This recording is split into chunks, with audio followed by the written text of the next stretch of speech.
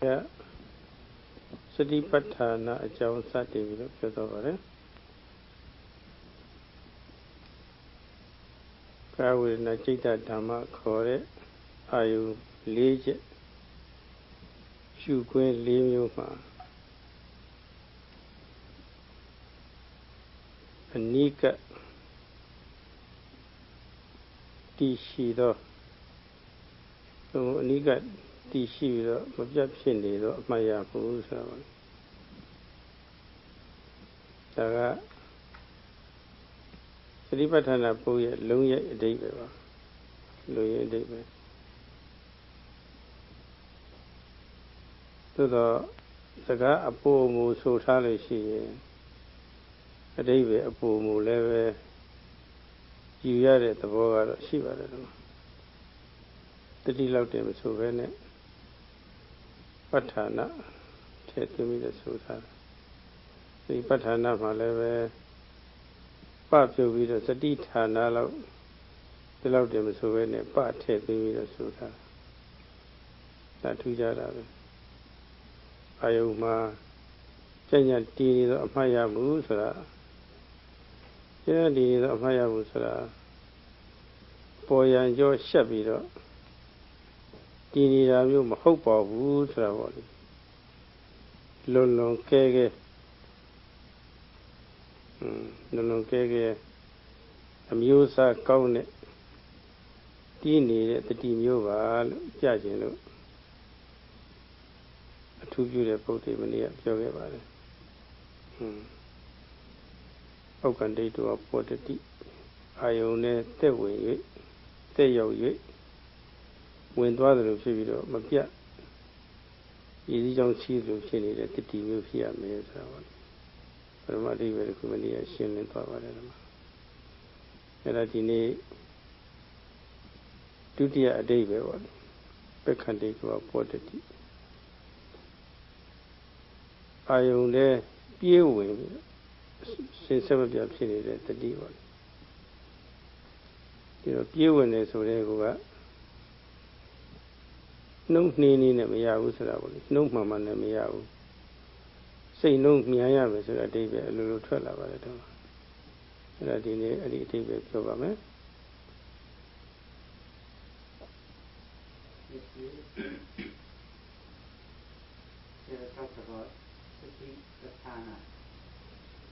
how the mindfulness should stay or fix into the object of meditation.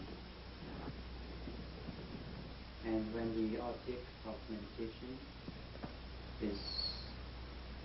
observed very mindfully, then this sort of mindfulness that's fixed into the object, that sinks into the object, is known to be good mindfulness that stays on the object of observation. This is a high quality mindfulness, superior quality mindfulness. And today Sarah will give a talk on how this mindfulness that sinks into the object should have the quality of rushing into the object as soon as an object arises. It has to quickly note it. There has to be a rapid noting as soon as an object arises. And Sarah will give an elaborate talk on how this rapidity is required so as you don't miss the object of observation.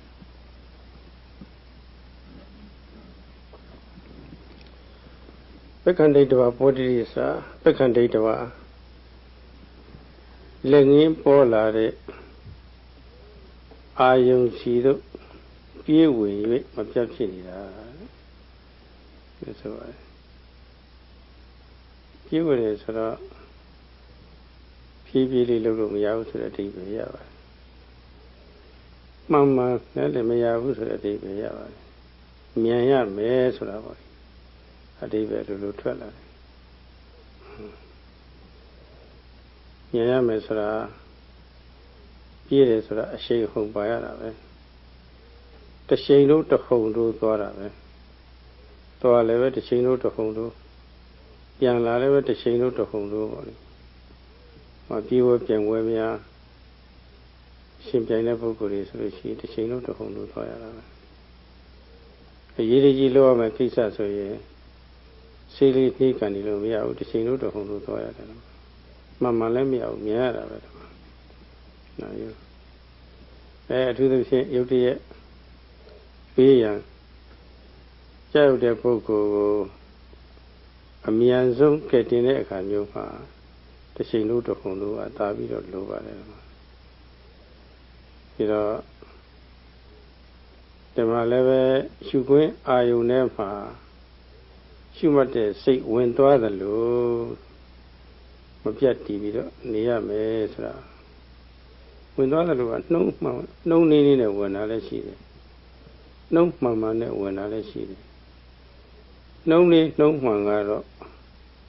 မမိပါဘူးမဝင်နိုင်ပါဘူးမမိနိုင်ပါဘူးနှုံးမြန်ရမယ်ဆိုတဲ့အဓိပ္ပာယ်ရပါတယ်နှုံးမြန်မြန်နဲ့သုံးပါပြီးတော့တစ်ချိန်လို့တစ်ခုံလို့ပါရမယ်တော့အဲ့ဒါလေးဒါကိုဆိုလိုပါတယ်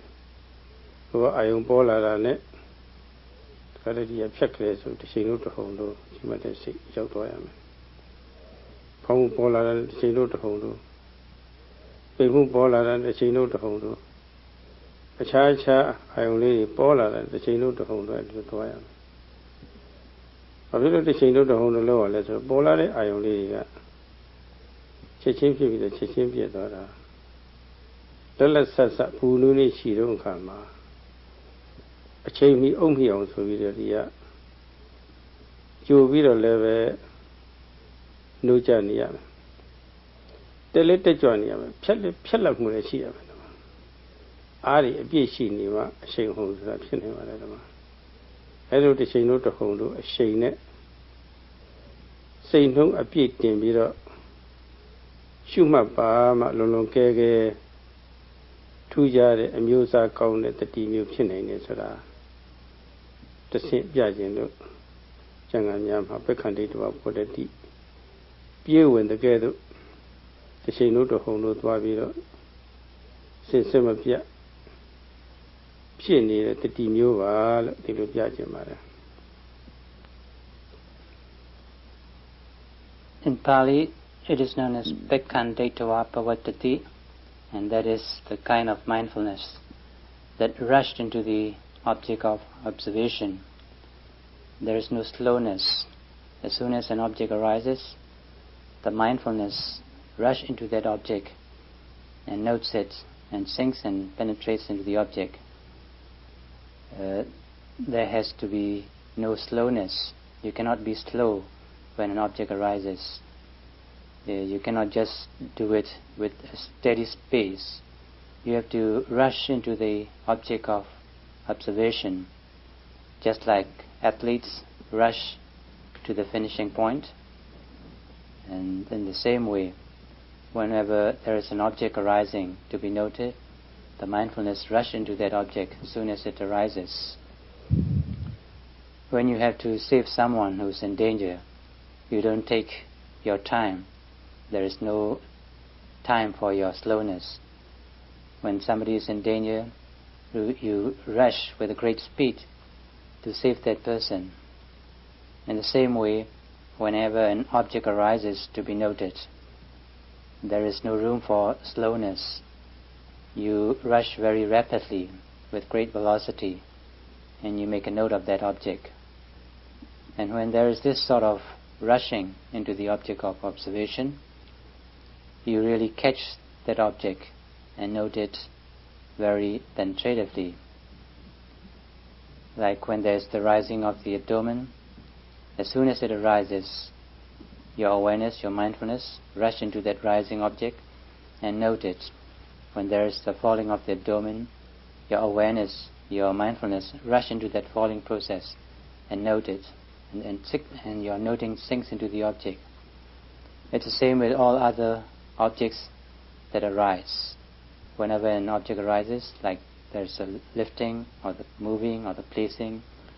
whenever there's any other sensation in the body, you rush into that object and note it mindfully. So when there is this sort of rushness, when there is this sort of velocity with a great speed that goes to note that object, then you have a very superior kind of mindfulness. To have this sort of velocity, to have this kind of speed, there has to be alertness, swiftness, and there has to be energy and effort always from moment to moment. And only when your mindfulness is alert, swift, and with effort, there can be this sort of rushness. And whenever your mindfulness is always rushing into the objects from moment to moment that arises, then your mindfulness will be of a high quality, will be a superior quality, will have an exceedingly highest quality of mindfulness. And this is known as Pekkhanditva Pavatani in Pali. ဒီစကားအရဆိုလို့ရှိရင်လက်ငင်းပေါ်လာတဲ့ရှုခွင်းအာယုံမှာသုံးအာယုံစီတို့တစ်ချိန်တို့ဝင်ရောက်ပြီးတော့မပြတ်တည်ပြီးတော့ထူးထူးခြားခြားဆွဲဆွဲမြဲမြဲမှတ်ရတဲ့တတိလို့ဒီလိုအဓိပ္ပာယ်ယူရမှာပါပြည့်စုံ If there is this sort of mindfulness that rushes into the object of meditation continuously without a gap, then this sort of mindfulness is known as the sustained mindfulness. It is always rushing into the object whenever it rises, and it stays on it. And so this is known as the sustained kind of mindfulness that is always rushing into the object of meditation and sinks and stays on it. တစ်ချိန်လုံးတစ်ဟုန်တို့မျိုးစားကောင်းတဲ့တတိဖြစ်ဖို့ဆိုတာသူ့ရည်တက်တဲ့နဲ့အရှိန်မရနိုင်ပါဘူးသူ့ရဲ့အကူအညီတွေလိုပါလိမ့်မယ်သူ့ရဲ့အကူအညီတွေဆိုတာကိုတနည်းအားပြောခဲ့တဲ့အတိုင်းသတိပဋ္ဌာန်တရားအထုတ်တော်မယ်ဆိုရင်ဒီသတိပဋ္ဌာန်အလုပ်ရဲ့အကျိုးရလဒ်ပေါ်တယ်ဒါတွေကိုရှင်းဥစွာတည်နာလေထားနေရပါတယ်စိတ်စင်ကြယ်မှုကအစအကျိုးခုနှစ်မျိုးတော့ရတယ်ဆိုတာပါအဲ့ဒါသိထားတော့ဒီအလုပ်ဟာတိတိကိုယ်ကိုယ်အကျိုးရတာမဟုတ်ဘဲကိုကြီးကျယ်ကျယ်တကယ်လူရင်းအကျိုးတွေရပါလားဆိုတော့နားလည်သွားတယ်လက်ခံယုံကြည်တယ်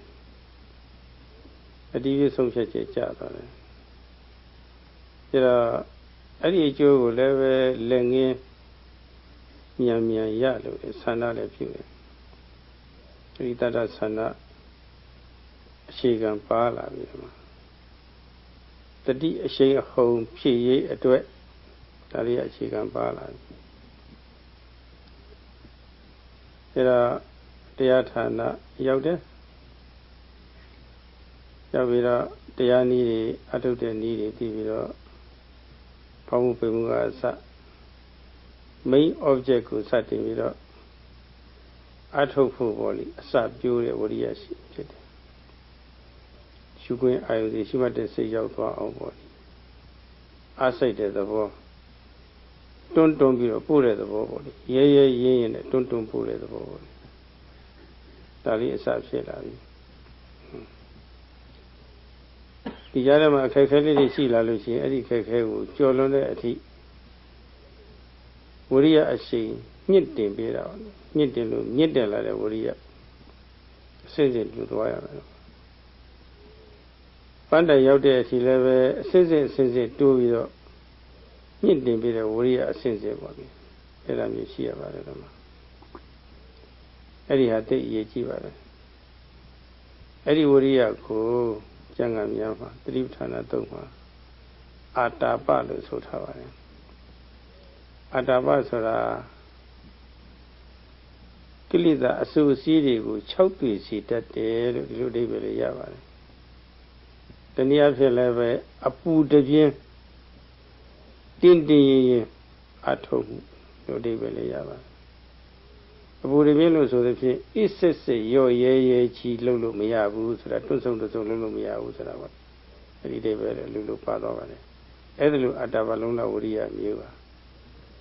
တတိထူးခြားတဲ့တတိဖြစ်ရေးအတွက်ပေါ့မျိုးစားကောင်းတဲ့တတိဖြစ်ရေးအတွက်အရှိန်ပေးတဲ့သဘောပါပဲ To acquire this sort of sustained mindfulness, you have to be very alert and you have to understand the benefits that you could get out of the practice, which Zero has explained earlier. And when you are always swift and alert, and when your sati, your mindfulness, is always rushing into the object of meditation, you will acquire this sort of sustained mindfulness on every object that arises. And when there is this sort of rushing effort, beginning with the rising and the falling, whatever object arises, you will always be there, rushing into the object, whether it is the falling or the rising or whatever object arises. You made an effort. There is effort all the time, an exceedingly superior kind of effort that always sinks into the object of meditation. And when there is any difficulty, you are ready to overcome these difficulties with your extreme efforts. You come to the center, you come to the retreat with a determination to do the Satipatthana Vipassana meditation. And when you arrive, beginning with the main object of the rising and the falling, you started to be mindful. And whenever there are other objects to note, you're always there, making a very careful mindfulness. And if there are difficulties, you try to overcome them by always being diligent, by always being a mindful yogi. And when you have this sort of rushness in observation, when you are always rushing with great velocity into every object that arises and falls, then this sort of effort, this sort of energy is known as atapa in Pali. Atapa means making exceedingly good efforts to cover any or every object that arises from moment to moment, so that you don't miss or you don't slip into anything, but your mindfulness is always there, catching every moment of an arising of every object. And when this sort of effort is there, then you always catch up every object of arising. Atapa, in other words, also means that you try to dry up the kilesas, you try to dry up the unwholesome and the defiling factors of the mind. The unwholesome and the defiling factors of the mind are dried up with your exceedingly good effort that catches every arising moment, every object that arises. You are there with your rushing velocity of good mindfulness, so that there are no kilesas or no unwholesome factors or defiling factors to enter the mind. So when there is this rushness of mindfulness, you have this sort of quality, the atapa quality, exceedingly good quality of the mindfulness. Suda ye sanyabe ha apu be ngwe ba. Apu ngwe shi nede suda mwe ma bu. Di ya apu da a kaung da law suda ko le be tu ka ka kwe tha da be. Taniya phyin le be e da mwe ya apu ne ka kwe tha da be. Buddha ha amna ye chi ba le. Su de aya man thmya ha nene su ye nene li la da, nene thain la da. Twat suk de thaw le shi la da. Mya su lo shi mya thain la da be. Twat suk de thaw shi la da be. Li la ne thaw le phit la da be. Asuda de mya yi win ni bi so lo shi no tait ko thain twa da ba, tait ko li twa da. Twat le ma shi do. Ko ma le be di tai ma be. ထဲဝုထုတွေမှာအဆုဒဝင်လာလေးနေတာပဲ6တည်သွားတဲ့ခါကျမှပေါ့တက်ပြီးတော့သွားတာတော့ဒီတော့ စိတ်အစဉ်မှာအဲ့ဒီလိုကိလေသာအဆူဓာတ်တွေဝင်လာပြီဆိုရင်လေးလံတာပဲထိုင်မိနေတာပဲတွတ်တွတ်လဲလဲမရှိဘူးဒါတော့အဲ့ဒီလိုဆူဆွမှုကိုဆူထိုင်းမှုကိုအတ္တဘလုံးလဝိရိယနဲ့6တွေ့အောင်ကြိုပြီးတော့လည်းကာကွယ်ထားရတယ်ဆိုလာပြီဆိုလို့ရှိရင်တော့အဲ့ဒီအပူဓာတ်ပေးပြီးတော့လည်းပဲ6တွေ့အောင်လုပ်ပြရတယ်ဒါသိအရေးကြီးပါတယ်6တွေ့အောင်လုပ်ပြတဲ့ဆိုတာကတော့အဲ့ဒါကြီးပျောက်အောင်အားနေအောင်ပျောက်အောင်လုပ်ပြတဲ့သဘောမျိုးပါပဲဒါကိုဆိုလိုပါတယ်အဲ့ဒါကအပူတပြင်းအားထုတ်မှုလို့ဆိုရတယ်တော့အခုအဲ့ဒီအတ္တဘလုံးလဝရိယအပူတပြင်းအားထုတ်မှုစိတ်အစဉ်မှာမရှိဘူးဆိုလို့ရှိရင်စိတ်ဟာအစ်စစ်စစ်ရော့ရဲစူထန်းတန်းကြီးဖြစ်ပြီးတော့တွတ်ဆုပ်ဖြစ်သွားတာပဲကျုပ်သွားတဲ့စိတ်ကကျုပ်သွားတယ်ဒါတော့စိတ်ကနေတဆင်ကူးဆက်ပြီးတော့ကိုယ်လက်တောင်မှမလှုပ်ချင်လောက်အောင်ပေါ့လေတွတ်ဆုပ်ပြီးတော့ကျုပ်သွားတယ်ဒီမှာအဲ့ဒါဘယ်သူကလှုပ်ပေးတယ်လဲလို့ဆိုတော့ခုနထိုင်မဲ့မှုကပြုလုပ်ပေးလိုက်တာပဲတော့အဲ့လိုကျုံသွားတဲ့အခါမှာအာစွမ်းမထုတ်တွတ်ဆုပ်တဲ့စိတ်ဆိုတာပေါ့တွတ်ဆုပ်တဲ့စိတ်ရဲ့ဖြစ်ကြောင်းအာစွမ်းမထုတ်တွတ်ဆုပ်တဲ့သဘောဖြစ်လာတယ်ဒီမှာအဲ့ဒါကိုပဲပါဠိလိုဌိနလို့ခေါ်တာပါပဲစိတ်ထိုင်သွားတယ်ရော့ရဲသွားတယ်စိတ်အားတွေပြော့ညံ့သွားတယ်အဲ့ဒါကိုပဲရသုံးစကားနဲ့ပြင်းမှုဆိုတာဖြစ်လာပါတယ်တော့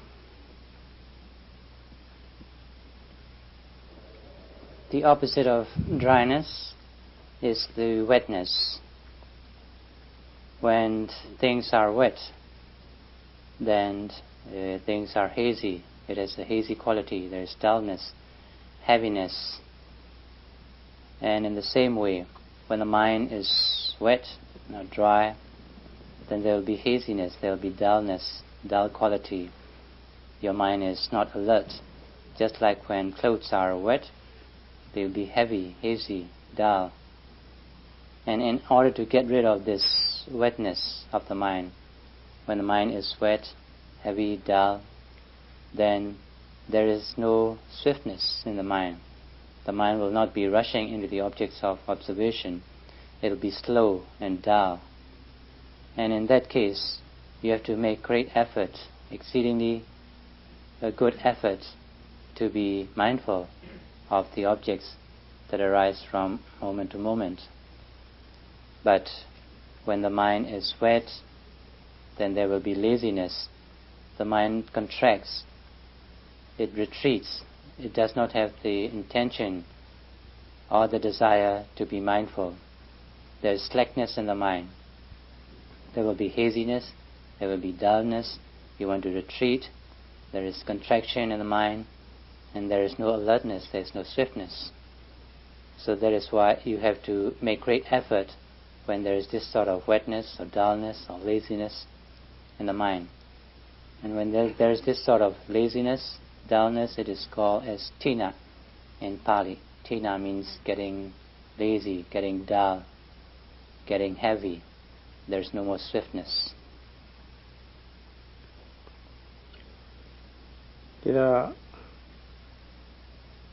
ဒီစိတ်အားရောနေပြီးတော့မလှုပ်ချင်အောင်ဖြစ်နေစိတ်လည်းပဲမလှုပ်ချင်အောင်ကိုယ်လည်းပဲမလှုပ်ချင်အောင်ပေါ့လေအာမထုတ်ပဲနဲ့စွမ်းအားတွေမထုတ်လို့တဲ့သဘောဖြစ်လာလို့ရှိရင်လေးလံထိုင်မိုင်းနေတော့အချင်းမူရူဖြစ်တဲ့အခါမျိုးမှလို့ကိစ္စတွေပေါ့လေသူသဖြင့်အရေးကြီးတဲ့ကိစ္စမျိုးတွေပြုဖို့ရတတ္တိကင်းတဲ့သဘောပြတယ်တတ္တိမရှိတော့တတ္တိထုတ်လိုက်လို့ရှိသူပင်ပန်းသွားမှာပေါ့တတ္တိကင်းပြီဆိုလို့ရှိရင်ပင်ပန်းမှုဆိုတာလည်းဖြစ်လာတာပဲအဲဒီပင်ပန်းမှုသဘောမျိုးပေါ့လေတတ္တိကင်းပြီးတော့စိတ်ပင်ပန်းတဲ့သဘောပေါ့လေသိပြီတတ္တိစွမ်းကုန်ခန့်သွားတော့ပင်ပန်းတဲ့အနေမျိုးပေါ့လေအဲလိုဖြစ်တဲ့အမိတ္တလို့ခေါ်ရတယ် When this sort of laziness comes in, when there is tina, it is also known as sleepiness, then you tend to become physically lazy, mentally lazy. When you are both physically and mentally lazy, naturally there will be sleepiness. And when there is this sort of sleepiness, laziness, then there is no more courage in you, no more courage, lacking in courage to be mindful. And when there is no more courage, when there is no more mental courage and physical courage, you tend to get tired. You're very tired to just to be mindful. And when there is this sort of tiredness, both physically and mentally, then that is called metta in Pali. စိတ်ကိုအားနေတဲ့အားနဲ့အောင်သူကလွှမ်းမိုးသွားတဲ့အတွက်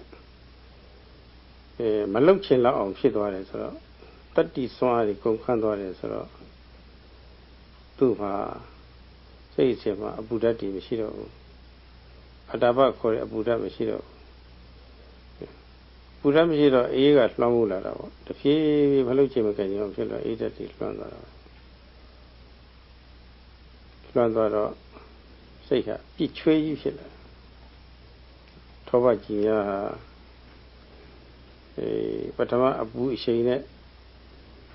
ကြီးနေကျဲနေပြီပဲလို့နောက်အပူရှိန်နောက်ထပ်အသစ်မရဘူးဆိုရင်အရှင်းအပူရှိန်မရဘူးဆိုရင်တဖြည်းဖြည်းပေါ့လေဒီကျဲရကနေပြီးတော့ပြစ်လာတယ်အေးတဲ့ဝင်တော့လည်းပဲပြစ်ရကနေပြီးတော့ချွဲ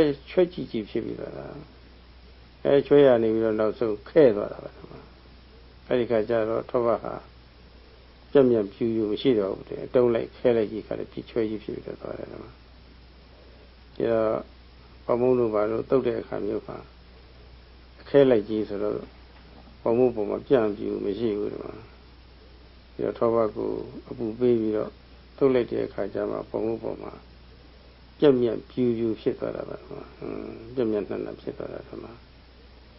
တော့အစ်စစ်ရော်ရဲကြီးဖြစ်သလောက်စိတ်ဟာလည်းပဲပြင်းပြင်းတွဲကြီးပေါ့လေခက်ထန်လာပြီးတော့လည်းမာလဲမာလာတဲ့စိတ်ကလည်းတင်းမှန်တော့မပြော့ပြောင်းအဲ့လိုဖြစ်လာတယ်တော့အဲ့လိုဟာမျိုးတွေဖြစ်တတ်ပါတယ်သူကတော့အဲ့ဒါဟာအကျိုးရ